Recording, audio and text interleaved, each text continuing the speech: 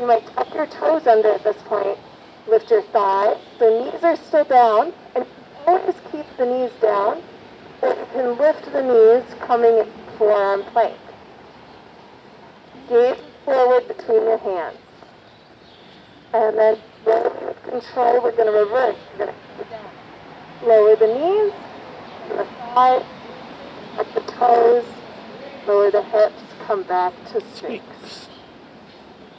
So now moving on your own, taking a couple breaths, maybe even 3 or 4 breaths, to lift back up, step by step, to forearm plank.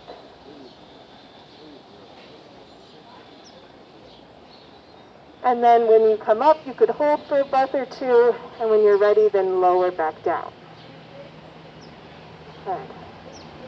And then we're going to try one more thing from our forearms.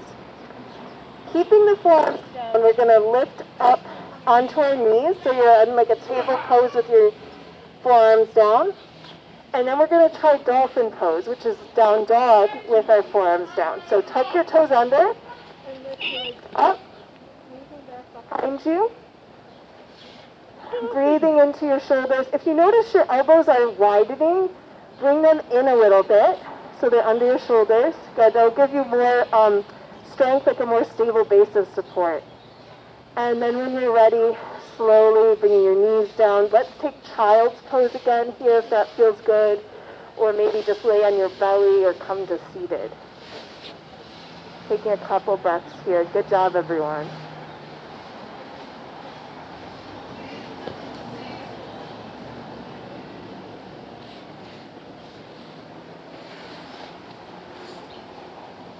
So from here, let's lift back up to either table or down dog. We're going to transition into pigeon next, and I'll show you a few different ways. You could do it folding forward, or I'll also show an option on your back.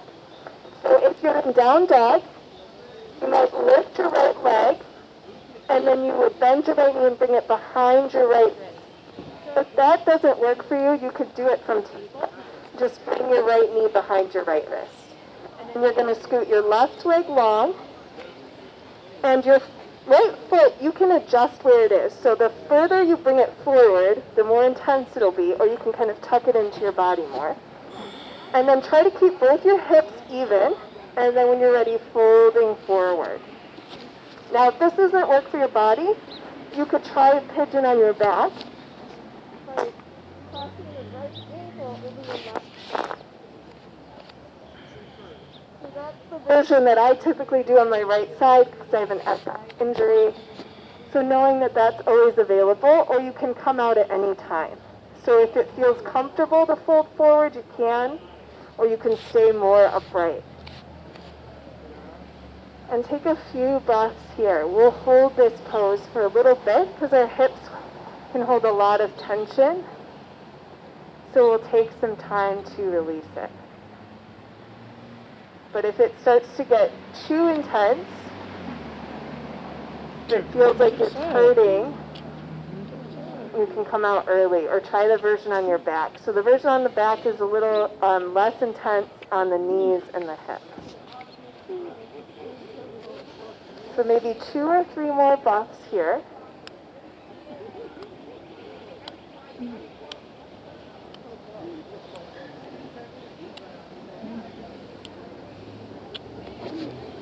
And if you're folding forward,